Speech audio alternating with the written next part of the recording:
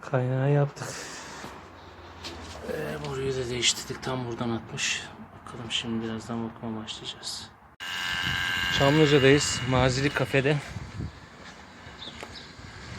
Salon tipi klimalarının borusu kırılmış içeriden. Onu kaynak yaptık. Şimdi bakımını yaptık. İç dış gazla gitmiş. Biraz da içi yapsın istedim. Kapattırdım. Samsung'un 48 binlik cihazı. Birazdan gazını verip test edeceğiz. Bakalım çalıştırabilecek miyiz?